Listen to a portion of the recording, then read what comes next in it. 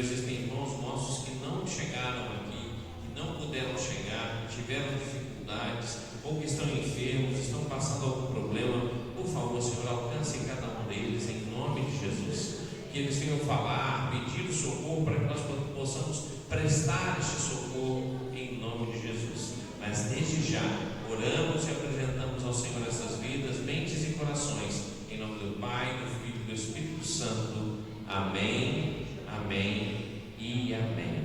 Graças a Deus. Você tem a oportunidade agora de trazer seu dízimo, sua oferta e abençoar a casa do Senhor. Você pode estar trazendo o dízimo de forma física, ou você pode também fazer sua doação, abençoar a casa do Senhor através do QR Code que está na frente da sua cadeira, ou da chave Pix que está ali na tela. Você fique à vontade, enquanto o João adore também ao Senhor, trazendo o seu dízimo, sua oferta, o seu coração, no nome de Jesus. Tudo é perda se não tenho a ti. A sua graça que me basta. Sem você não sei pra onde ir. Sinto a presença na minha porta. O que adianta eu ganhar o mundo inteiro e a minha alma se perder sem ti, Senhor? O que adianta eu juntar os meus tesouros e me esquecer daquele que me amou? Se eu não tenho a ti, não tenho nada eu serei sem ti, Senhor. Só tua presença é o que me basta. Eu te levarei por onde eu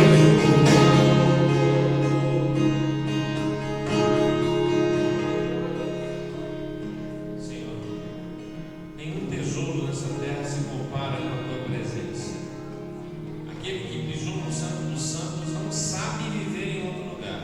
Aquele que te conhece e que viveu experiência com o Senhor não conhece outro lugar ou lugar melhor do que estar na tua presença, do que estar na tua casa, exaltando o teu nome.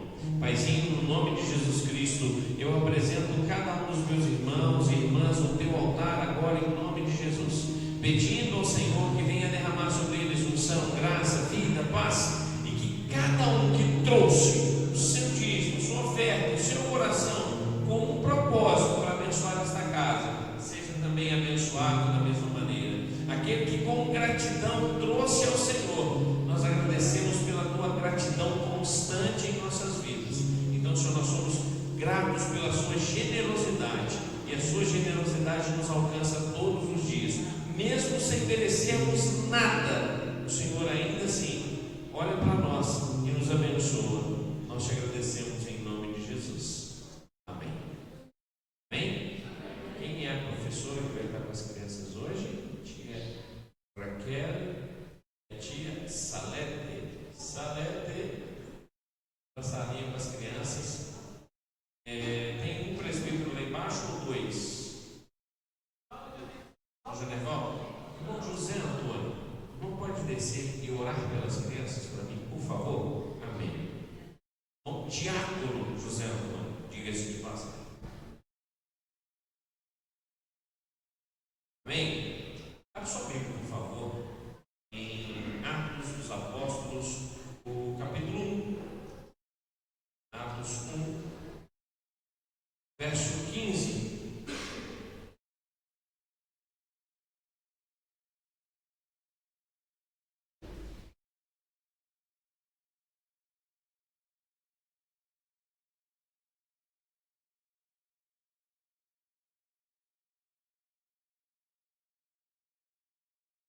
Atos 1:15. Podem permanecer sentados, fiquem à vontade, mas acompanhem a leitura no nome de Jesus. Naqueles dias, sendo o número de pessoas ali reunidas cerca de 120, Pedro se levantou no meio dos irmãos e declarou: Irmãos, era necessário que se cumprisse a escritura que o Espírito Santo predisse por meio da boca de Davi, acerca de Judas, que serviu de guia aos que prenderam Jesus, e foi contado como um dos nossos e teve parte neste ministério. Com o pagamento que recebeu pelo seu pecado, Judas comprou um campo e ali caiu de cabeça. Seu corpo partiu-se ao meio e suas vísceras todas se derramaram. Todos em Jerusalém ficaram sabendo desse fato, de maneira que na própria língua deles essas terras passaram a se chamar Aceldama, que significa campo de sangue. Portanto, continuou Pedro, está escrito no livro de Salmos: fique deserto o seu lugar e não haja ninguém que nele habite, e ainda que outro ocupe o seu lugar. Sendo assim, preciso que escolhamos um dos homens que estiveram conosco durante todo o tempo em que o Senhor Jesus viveu entre nós, desde o batismo de João até o dia que Jesus foi levado dentre nós aos céus. E é fundamental que um deles seja conosco testemunha de sua ressurreição. Então propuseram 2 nomes: José, chamado Barsabás, viu gente? É Barrabás, não, Barsabás, também conhecido como Justo, e Matias. E orando, afirmaram: Tu, Senhor, me conheces o coração. Tu, Senhor, conheces o coração de todas as pessoas. Mostra-nos qual dos 2 homens tens escolhido. Vou parar por aqui. Vamos terminar o texto, porque falta só mais 2 versículos. Seria até aqui, mas a gente vai até o final. Escolhido para assumir a vaga neste ministério e apostolado, o qual Judas se desviou indo para o lugar que lhe era devido. Em seguida lançaram sortes quanto a eles, e a sorte caiu sobre Matias. Assim ele foi acrescentado aos 11 apóstolos, sendo esse 12º. Hoje nós vamos falar de 2 pessoas. Falamos primeiro de alguém que começou algo que Deus ordenou e abandonou. Tentou impor a sua própria força. Tentou colocar as coisas do seu jeito, na sua perspectiva. Recebeu a confiança de Jesus. Recebeu a confiança dos outros irmãos. Recebeu a confiança das pessoas. Confiança tal que a ele era concedida a bolsa, onde ficavam as ofertas, os valores, o dinheiro. Ele era o homem que transportava os valores. Ele era o homem que tinha o dinheiro. Ele é que ajudava, ele estava com o dinheiro, pagava as coisas que precisavam ser pagas, como alimentos, hospedarias, entre outras coisas. Era um homem que estava ali em plena confiança. E talvez você diga assim: Jesus escolheu errado. Jesus escolheu errado, porque esse é traidor, porque esse traiu, e mesmo todos já perceberam que ele também roubava. Mas Jesus deu um voto de confiança para ele. Jesus errou. Jesus não deveria ter dado essa confiança a ele. E nós aí paramos e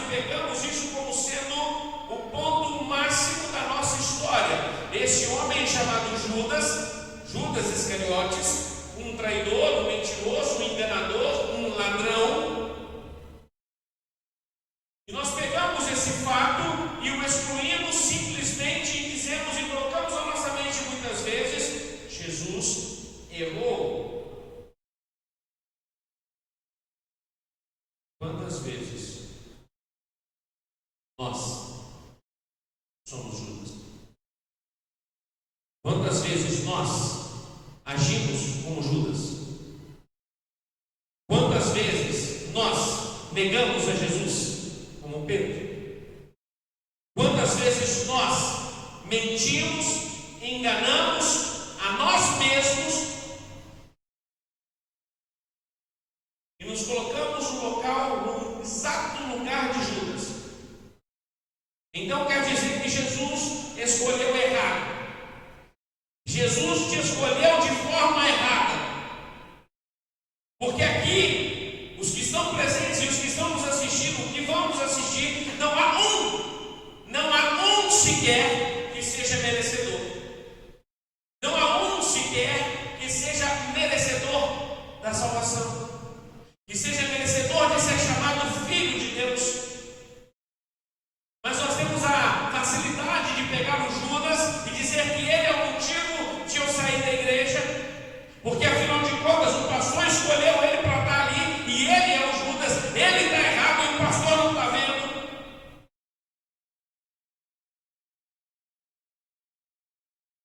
Você é mais santo? Você é melhor? Você é mais cheiroso ou perfumado? Mas a pergunta não é do perfume da tua pele, mas o que exala do seu coração. Qual é o perfume que exala do seu coração? Qual é o perfume que tem exalado do seu coração? Vou repetir essa pergunta 10 vezes. Qual o perfume tem exalado do seu coração? Quantas vezes você troca qualquer coisa, Jesus por qualquer coisa? Você troca Jesus por qualquer escolha sua, por qualquer fraqueza sua, por qualquer medo seu, ou busca mérito que não é seu. Falávamos hoje na Escola Bíblica Dominical, eu vou usar falar aqui também.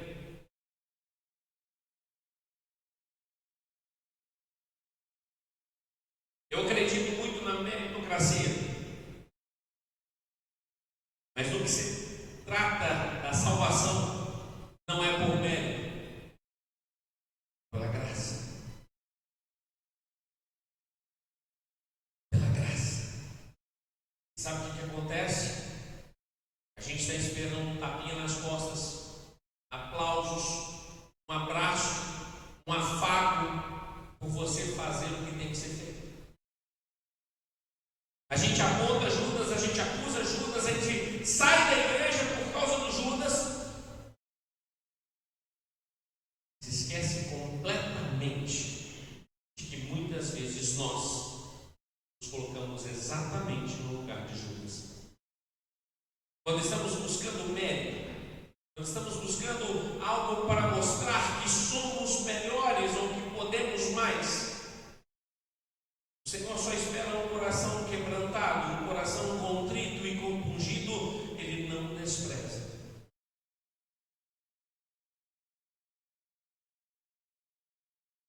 Qual é o perfume do teu coração? Qual é o cheiro que exala de você? Qual é o perfume que chega até Cristo?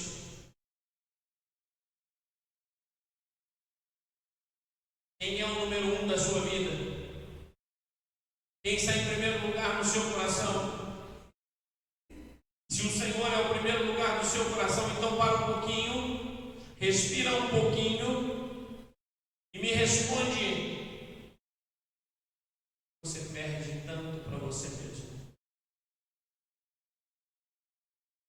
Ah, eu estou cansado. Ah, eu estou passando por lutas.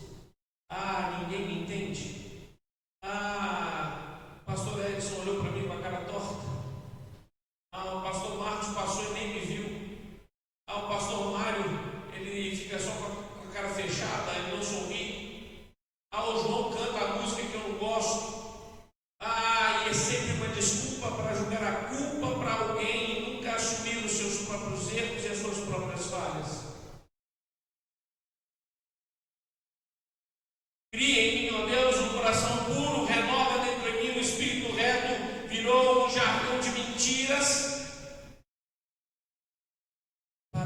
acusarmos alguém e colocarmos a culpa em alguém, porque afinal de contas, tadinho de mim, sou só alguém que precisa ser olhado diferente.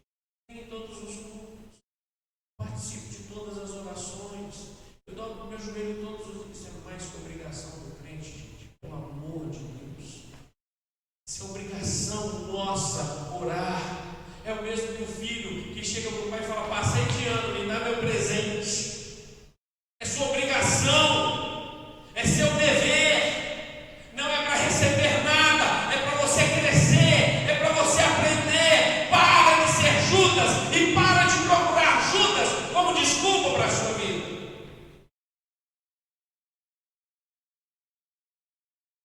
Hoje eu quero convidar a igreja para fazer uma viagem. Eu quero que nos coloquemos naquele cenário em Jerusalém. Logo após a ascensão de Jesus, Jesus foi para o céu. E ali havia ali um mistério no ar, mas também uma ferida aberta.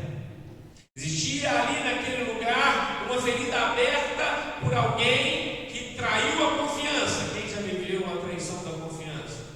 Quem já teve a confiança traída? Pois é.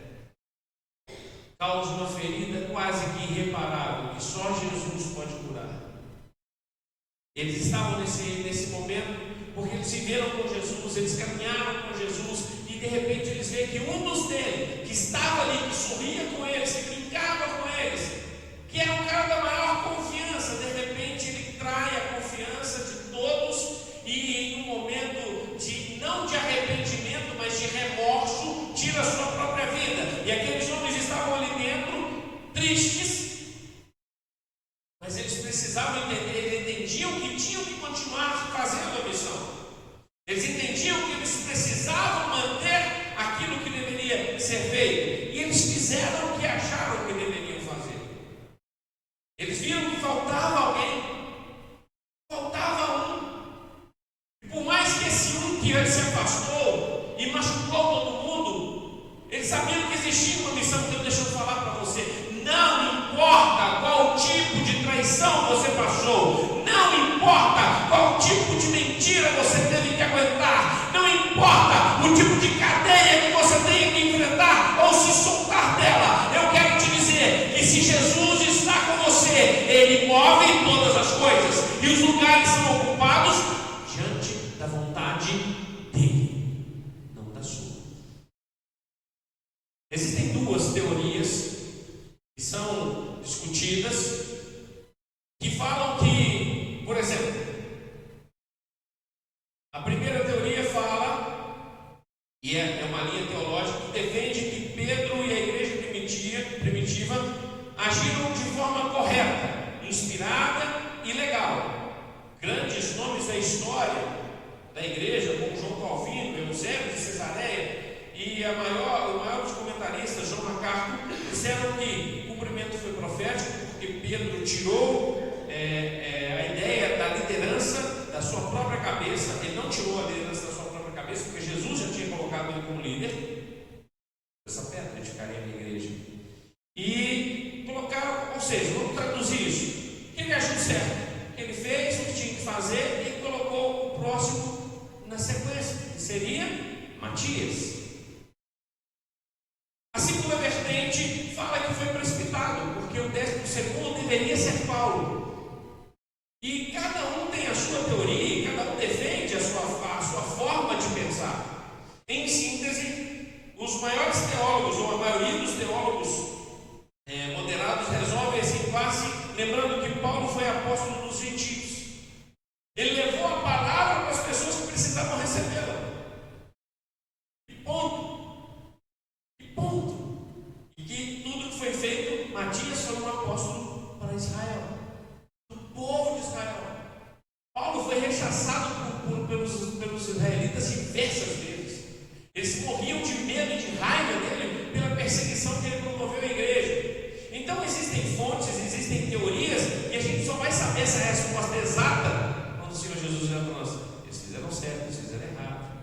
Mas mesmo que eles tivessem agido errado, a mão de Deus continua sobre eles e a ordem de Deus continua sendo a mesma. E cada um deles recebeu uma missão. Mas ali havia feridas, havia mágoas, havia dor. Aquela cadeira estava vazia, e o tempo que ela ficasse vazia ia trazer uma dor imensurável para aqueles corações, porque aquela cadeira vazia trazia à memória uma ferida, trazia à memória alguém que traíra, alguém que machucou. E quantas vezes nós temos uma cadeira vazia na nossa vida, que está ali marcando feridas, e o Senhor está falando para você, para ela ser ocupada por Ele, pelo Espírito Santo dEle, para que Ele possa curar as suas feridas.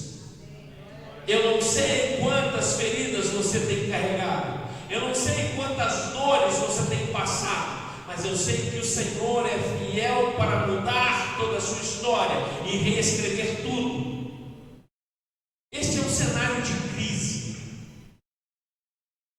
E a transição que Pedro se levanta para uma necessidade, ou para a necessidade de um substituto. E aqui as Escrituras nos apresentam uma das figuras mais fascinantes, profundas e ao mesmo tempo silenciosas do Novo Testamento. Matias surge nas páginas da Bíblia como um cometa que aparece no momento exato da necessidade e depois submerge no cumprimento fiel da sua missão. Mas o que a história de Matias e seu contraste com Judas Iscariotes tem para nos ensinar nessa noite? Algumas coisas nós já começamos a aprender. Meu objetivo não é apenas contar uma história antiga, mas confrontar o nosso coração com duas realidades espirituais: a tragédia da oportunidade desperdiçada e a beleza da fidelidade no anonimato. Muitas pessoas vêm para a igreja, vêm para Cristo e querem os holofotes, querem estar na frente e não fazem ideia do quão pesado é estar na frente. Vou dar um exemplo. Tem alguém que está na frente bem escondidinho ali. Tá vendo aquela pessoa ali? Dá para ver só a cabecinha dela, tá vendo? Vocês estão vendo ela, vocês não conseguem perceber a luta que ela passou ali. Nós tivemos que orar. E a transmissão parava, a cada 2 minutos ela parava e voltava, parava e voltava. Ela estava ali, e nós ali orando e repreendendo. Ela disse: pastor, a gente tem que chegar aqui e ungir isso tudo aqui antes. Mas ninguém está vendo. Está passando lutas ali. Quando ela sai dali, ela chega em casa cansada. Porque é pesado o que nós estamos fazendo. Esse jovem, robusto, forte, quase colombiano, gigantesco, que estava aqui na frente, ministrando louvor, talvez todos olhem para ele, só vejam um rapaz sorridente e gente boa, mas o peso que se carrega ao ministrar louvor para a sua vida é enorme. E existem pessoas que estão pagando o preço por vocês a semana inteira. Um grupo chamado Cenáculo de Guerra, nós oramos a semana inteira por este ministério, pela sua vida. Alguns pedidos chegam meio específicos para nós e nós já passamos e colocamos lá. Outros são de forma geral, quando oramos pelas famílias, por toda a igreja. E isso, você e muitas pessoas não veem o que acontece nos bastidores. Matias aparece nesse momento no anonimato. Não vemos muitas citações, só ouvo falar dele poucas vezes. Mas uma das coisas que fala sobre ele é que ele estava presente em todos os passos, desde o batismo com João Batista até a ascensão aos céus. Estava ali, estava presente, silenciosamente obedecendo e cumprindo as ordens. Judas, por outro lado, andou no meio, foi do círculo mais íntimo, estava entre os 12, era responsável pelo dinheiro. De repente, ele troca tudo isso porque ele tinha pressa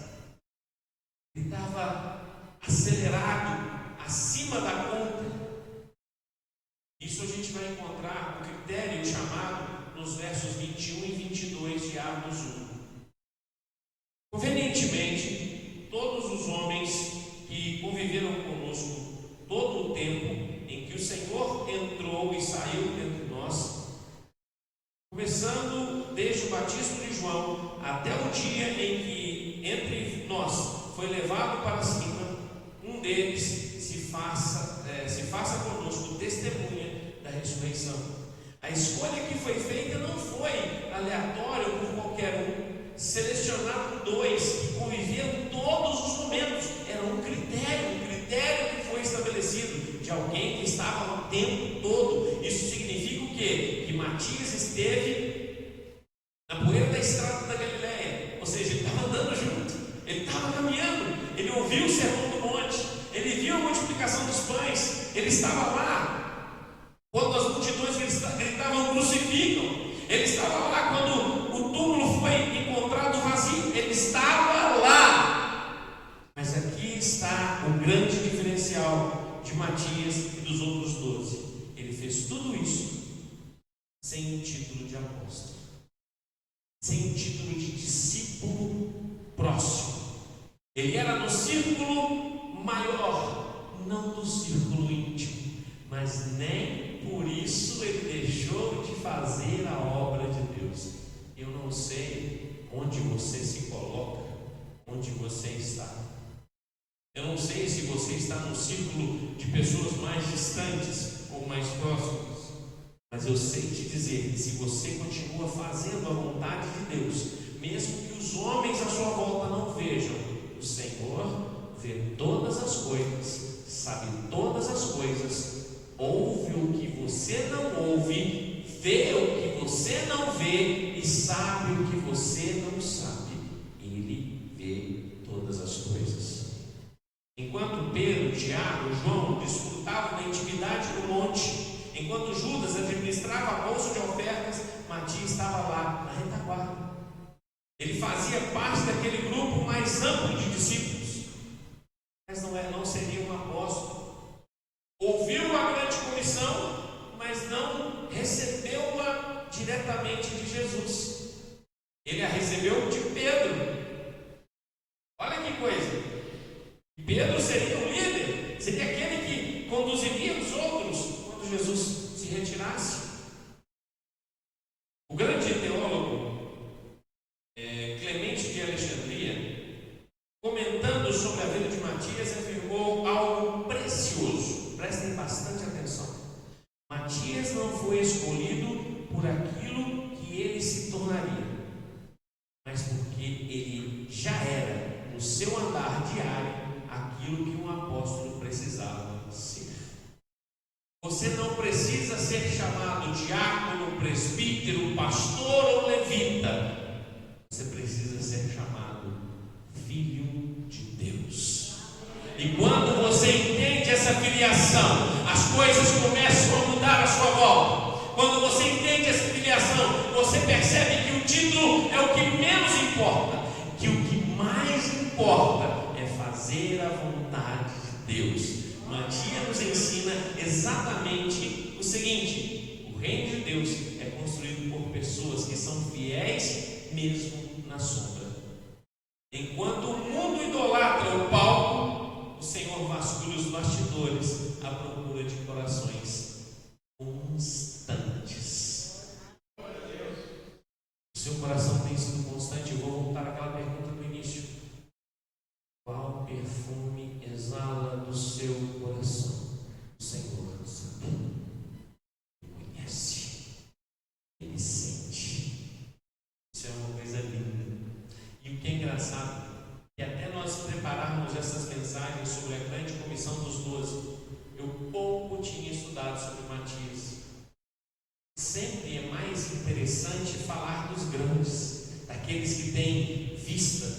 Mas deixa eu lembrar para você, que se sente insignificante, que se sente o menor entre os menores, porque você já disse para você mesmo: eu não sei cantar, eu não sei pregar, pouco sei falar, mas mantém-se fiel. Mesmo que eu não veja, o Senhor vê. Mesmo que eu não perceba, o Senhor não percebe. Ele sabe. Ele conhece tudo. Meu irmão Marcos, irmã Kenny, pastor Mário, até o pastor Edson, inclusive. Todos nós temos uma coisa bem em comum. Nenhum de nós queria esse título. Nenhum de nós queríamos carregar o que para muitos é chamado de um grande nome, é o pastor da igreja. Não era por medo, mas por respeito a ele. Mas tem uma coisa que nos une muito e não nos diferencia, mas nos une mais, é que mesmo não querendo, obedecemos e cumprimos o chamado. Fomos chamados por Deus. Nós não nos chamamos, fomos ungidos e consagrados pelo nosso pastor Antônio Carlos, homem de Deus, que nos ungiu, nos selecionou, como chamou a outros que não quiseram, que recusaram veementemente o chamado. E mesmo nós, como pastores, várias vezes nós nos questionamos se estamos fazendo certo. Acredite, você olhar para uma igreja e ver cadeiras vazias, talvez você não, pastor, mas hoje tem um número bom de pessoas, mas eu ainda vejo cadeiras vazias. Isso me entristece até o fundo da alma. Porque quando eu passo aqui no bairro, nas sextas-feiras, eu vejo um bar que é muito menor que esse templo, quase explodindo de tanta gente lá. Eles estão ali por uma coisa passageira, algo que é momentâneo. É uma alegria comprada em garrafas, em pinos, enfim. Aqui é uma alegria real. E mesmo você vivendo todo tipo de tribulação, você sabe em quem você tem crido, você crê que Ele é poderoso para fazer infinitamente mais. Deus é bom o tempo todo, Deus é, graças a Deus. Mais um paralelo entre Judas e Matias. Duas trajetórias, dois corações. Para compreendermos a profundidade de Matias, o texto nos obriga a olhar para o espelho retrovisor e encarar a figura de Judas Iscariotes. Pedro diz: Judas foi cotado entre nós e teve parte neste ministério, mas comprou um campo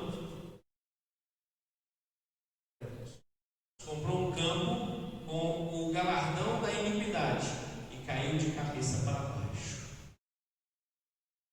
Esse paralelo entre Judas e Matias é o seguinte: a proximidade física e a distância do coração. Judas estava próximo, ele teve o privilégio do início. Matias teve a constância do processo. Judas estava ali, andando com os discípulos, andando com Jesus. Ele estava lá o tempo todo. Ele viu todas as coisas que Matias viu. Só que ele viu de pertinho e Matias viu de longe, mas viu. Ele estava do lado de Jesus, mas o coração dele estava em outro lugar. Judas estava na igreja. Presta atenção nisso. Ele não era igreja. Existem pessoas que estão na igreja, mas não são igreja.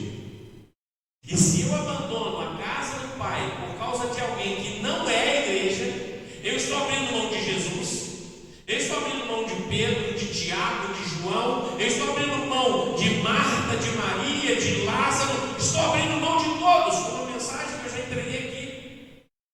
Eu já falei dessa mensagem aqui. Está abrindo mão da igreja de Jesus por causa de alguém que não é igreja. Mas espera aí, Judas deu fim em sua própria vida, fez uma escolha.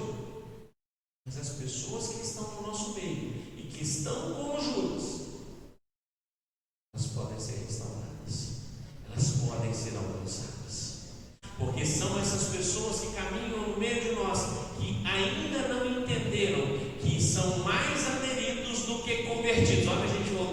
gerações lá de trás.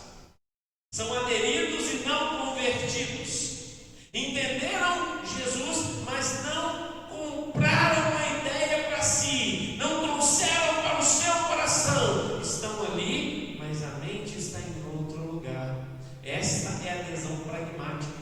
Eu vivo todas as coisas do reino, eu participo de todas as coisas de Deus, mas a minha mente e o meu coração precisam das coisas do mundo. A minha mente e o meu coração precisam da prata do mundo. Eu preciso mais, porque eu estou dando uma forcinha para Jesus. Eu quero ajudar Jesus. Eu quero ajudar ele a mostrar que ele é Jesus. Na hora que eu chegar lá para dar um beijo no rosto dele, ele vai fazer os comandos cair em tudo e matar todos eles e acabou. E está todo mundo bem, está tudo livre.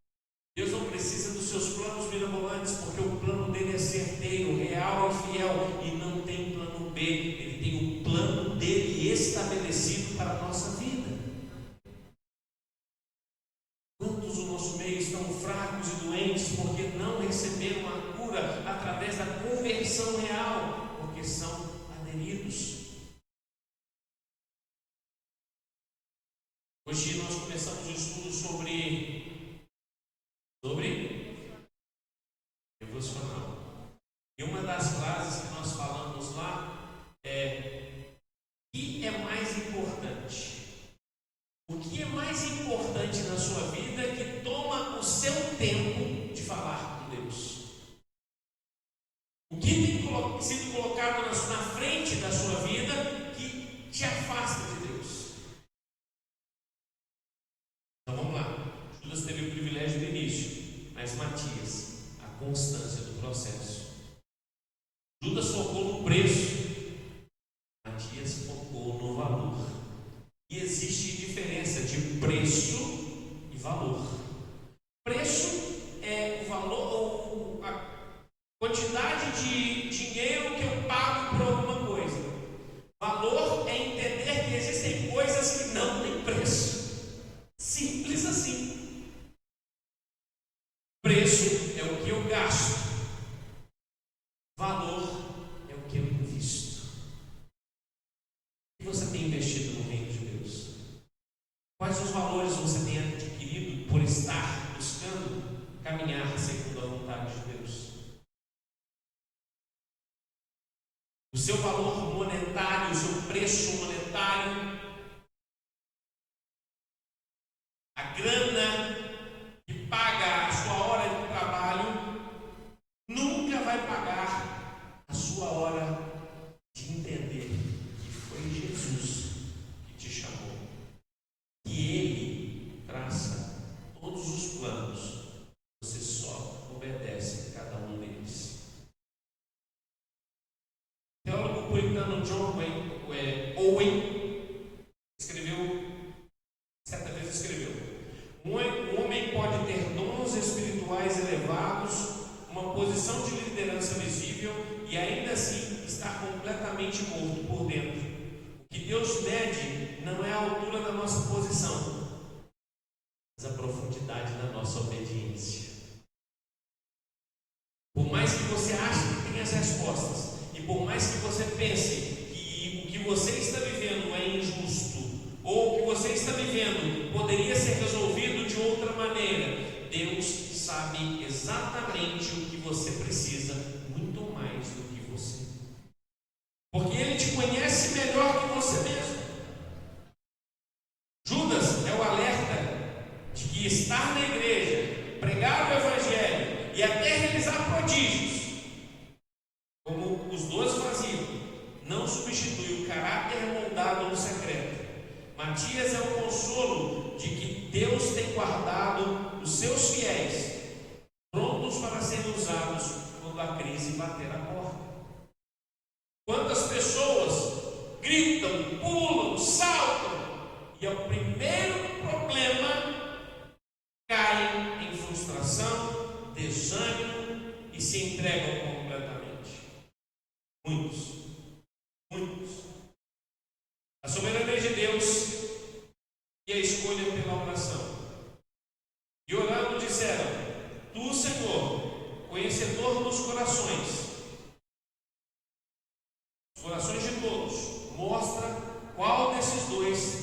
tens escolhido. Lançando-lhes a sorte, caiu a sorte sobre Matias, e por voto comum foi cotado com os 11 apóstolos, tornando-se o 12º. A igreja primitiva não fez campanha política. Eles apresentaram 2 homens com o mesmo currículo de fidelidade: José, o Barsabás, chamado Justo, e Matias. E o que eles fizeram em seguida? Oraram. Muitas vezes na sua vida vão chegar situações, nesse momento da ferida e daquele lugar vazio que está ali no seu coração, que te machuca quando você vê. Vai chegar um momento que você vai ter que tomar uma decisão. Mas o que esses homens fizeram foi orar. E eles reconheceram que só Deus conhece o íntimo. O termo grego usado aqui para Deus é cardio. Vou falar certo para não falar bobagem. Cardiognostes. Aquele que conhece os corações, ou numa outra versão, conhecedor de corações. Nós temos um Deus que conhece o nosso coração. Nós temos um Deus que sabe exatamente o que nós queremos. Ele sabe exatamente o que nós precisamos. E entre o que nós queremos e o que nós precisamos, Ele vai te dar exatamente o que você precisa. Mesmo que você precise passar por lutas, e a gente até canta aqui, mesmo que haja lutas, ou que eu tenha passado por tribulações, nele confiarei,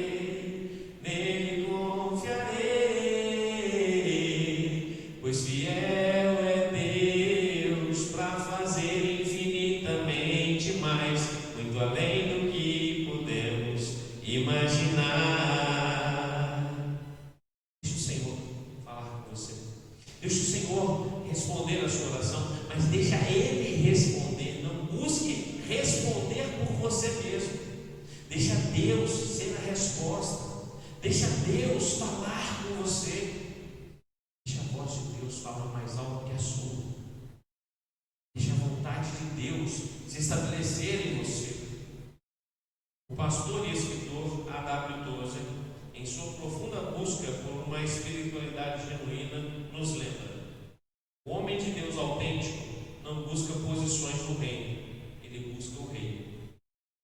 Se a liderança o colocar no trono ou na masmorra, na liderança ou no anonimato, para ele tanto faz, desde que a glória de Deus seja manifestada. Não importa onde você esteja. O pastor Carlos gostava de dizer isso: floresça onde você foi plantado. Seja exemplo onde quer que você esteja. Não importa onde você tenha que ir. Não importa se você vai ter que subir a montanha mais alta ou descer no mais profundo abismo. Se a mão do Senhor estiver te guiando, fica tranquilo, porque Ele tem um plano certo. Ele sabe a hora certa. E o processo pode ser doloroso, mas o propósito verdadeiramente será glorioso. Meus irmãos, a tradição da igreja, através dos escritos do historiador Eusébio de Cesareia, nos conta que Matias, após receber o apostolado, partiu para pregar nas regiões mais difíceis da Judéia e da Capadócia. Ele não buscou os palcos de Roma ou a filosofia de Atenas. Ele continuou sendo o que sempre foi, um trabalhador discreto da vinda do Senhor. A tradição aponta que ele selou o seu testemunho com o próprio sangue, sendo martirizado por amor a Jesus Cristo. Ele foi fiel até a morte. A história de Matias diz para a nossa vida hoje: não negocie a sua integridade por causa de posição. Judas quis abreviar o processo, ganhar o mundo, mas perdeu a alma. Matias esperou o tempo de Deus, se tornou um pilar na fundação da igreja. Deus vê o seu serviço no secreto. Talvez você sinta sociedade não está sendo visto. Lembrei de alguém. Está sempre lá falando para a família, faz culto, ninguém vai, mas continua firme, insistindo. Então lembra, escuta bem isso aqui, que isso aqui é bem para a senhora. Bem para a senhora, sabe quem que eu vou nem falar apoiar muito não, porque a pessoa já sabe. Talvez você sinta que o seu trabalho na igreja, na família, ou na sociedade não está sendo visto. Talvez você se sinta como Matias, antes do Diabo Azul, caminhando na poeira, sem que ninguém saiba o seu nome. Lembre-se do Deus Cardiognostes, conhecedor dos corações. Eita, olha! Eu não sei qual é a luta que você está passando, não sei qual é a dificuldade que você tem enfrentado, não sei quais são os demônios que tentam te cercar, mas eu sei que Deus conhece o seu coração. Ele sabe quem você é. Mesmo que você ache que ninguém te vê, Ele te vê, você não é invisível para Deus. Talvez você esteja se punindo por ter cometido erros ou falhas, por ter tropeçado, ou simplesmente por achar que ninguém se importa. O conhecedor de corações sabe quem você é. Ele sabe o seu nome. Ele conhece o endereço certinho do seu coração. E Ele vai mudar a sua história. No lugar da tua vergonha, Ele te dará dupla honra.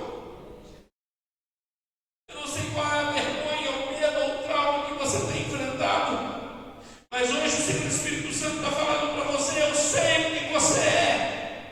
Eu estou passando e o processo vai acontecer, mas mantenha-se firme, porque eu sei quem você é. Eu sou o conhecedor dos corações. Ele conhece o seu coração. Ele sabe onde é que está doendo. Ele sabe onde é que está ferindo. Ele vai ali para limpar, Ele vai ali para purificar, mas não negocie. Deixa Deus fazer o que Ele faz. Não para. Continua. Segue em frente. O Senhor continua te olhando, Ele continua te vendo. A obra de Deus não para. Quando um líder falha, quando uma cadeira fica vazia, Deus não é apanhado de surpresa. Ele já tem uma tia sendo preparado para a sua vida. Ele já tem uma tia preparado para estar com você. Ele está nas sombras, escondido. Seus olhos ainda não viram, mas o Senhor sabe quem Ele é. Mesmo que você tenha que passar por tribulações tenebrosas, o Senhor continua contigo. Mesmo que em algum momento você se questione, mesmo que em algum momento você olhe para você mesmo e pense que você não é capaz, Deus não te chamou por capacidade, Ele te chamou para capacitar. O seu Matias está sendo preparado, e no momento certo Ele vai aparecer para ser um ombro amigo, para ser a mão estendida, e você perceberá a mão do próprio Deus sendo tocada na sua vida. Como dói uma traição, como dói uma mentira, como dói um engano, o Senhor continua te dizendo que Ele não te esqueceu. Todo mundo pode falhar com você, todos podem errar, mas Ele continua fiel.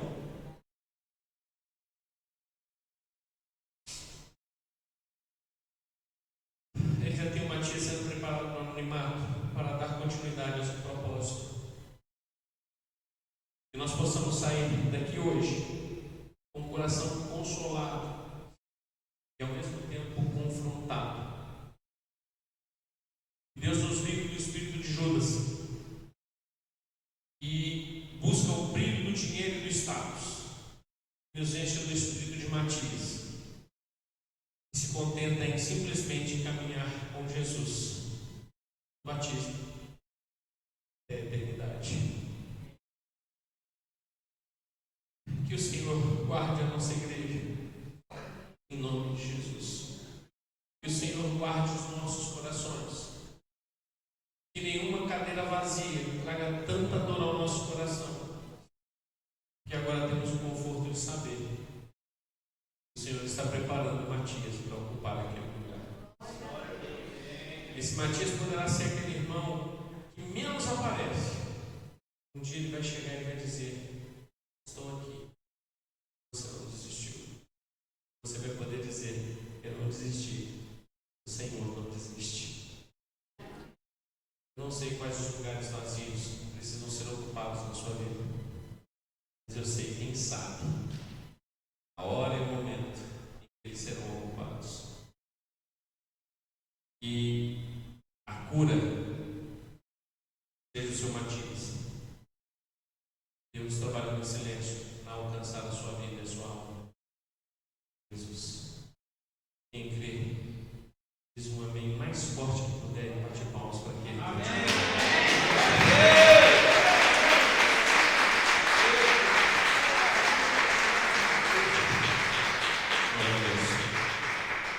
te diáconos e diaconisas escalados para celebrar a ceia do Senhor, em posição aqui na frente, por favor.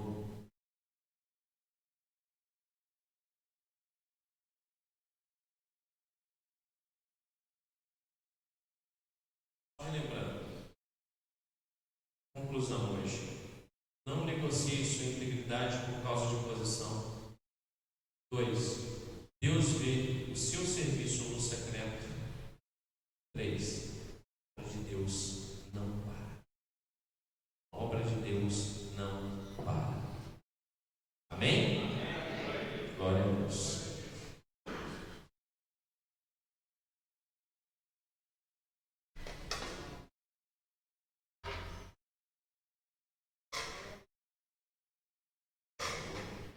Senhor, eu estou apresentando o suco de uva e o pão, sabendo que não há transubstanciação. O suco de uva continua sendo suco de uva, o pão continua sendo pão, ação também memorial.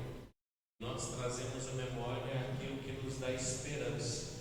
E através da tua morte fomos redimidos, comprados, e hoje estamos aqui para a honra, glória e louvor do teu nome, em nome de Jesus. Amém.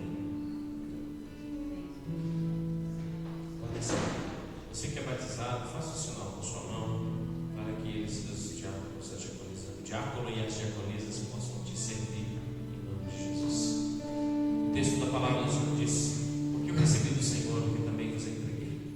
E o Senhor Jesus, à noite que foi traído, tomou o pão e, tendo dado graças, o partiu e disse: isso é meu corpo que é partido por vós. Fazer isso em memória de mim. Semelhantemente, depois de cear, tomou também o cálice, dizendo: esse cálice é a nova aliança no meu sangue. Fazer isso todas as vezes que o beberdes em memória de mim.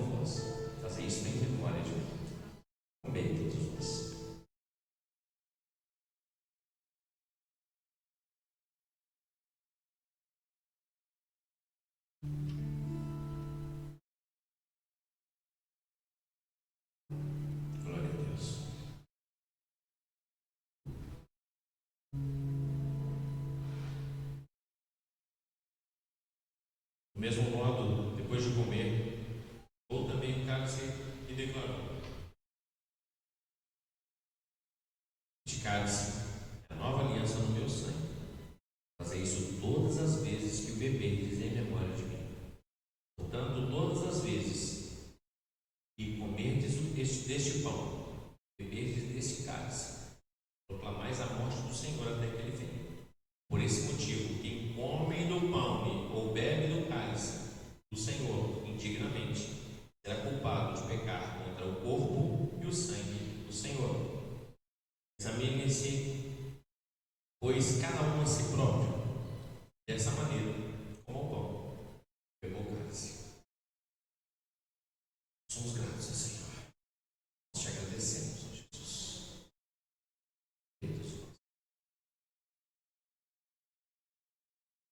Graças a Deus. Graças a Deus. Graças a Deus.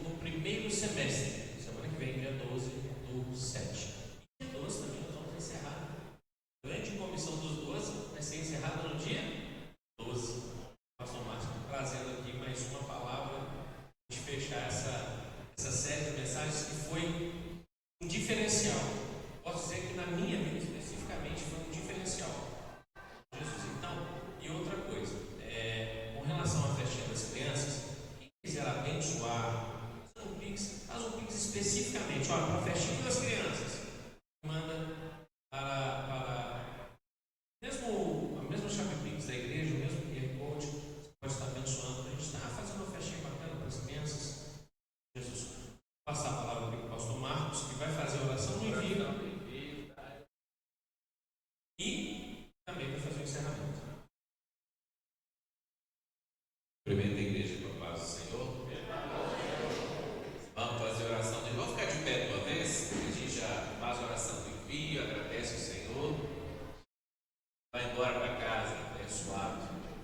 Senhor, eu sei que sou teu filho e herdeiro do teu reino. Eu creio que maior é o que está em mim do que o que está no mundo. Onde meus pés pisarem, a tua presença chegará. Onde minha voz ecoar, o teu evangelho libertará. Usa minhas mãos para servir e o meu coração para amar. Reveste-me de autoridade para teu nome anunciar. Eis-me aqui. Faz de mim um discípulo que faz discípulos. Vá, vença e volte. Vá em paz, vença as lutas e volte para testemunhar. Pai, nós te louvamos e te bendizemos por esse santo trabalho de culto, sabendo que ele não termina. Ó Deus, este momento de estarmos reunidos aqui termina, mas o culto ao Senhor em nossas vidas não termina, é eterno e para sempre. Por isso nós te louvamos, ó Pai, pelas palavras que o Senhor trouxe aos nossos corações hoje, por mais um dos 12, ó Pai, e o Senhor trouxe para nós como revelação das características pessoais, das suas, ó Deus, debilidades, dos seus, ó Deus, das suas características positivas, das quais nós também reconhecemos em nós e entendemos como seremos úteis do Evangelho, para a glória do nome do Senhor. Leva-nos em paz para os nossos lares. Arranca de nós, ó Pai, tudo que não te louva e não te glorifica. Tira do nosso caminho, ó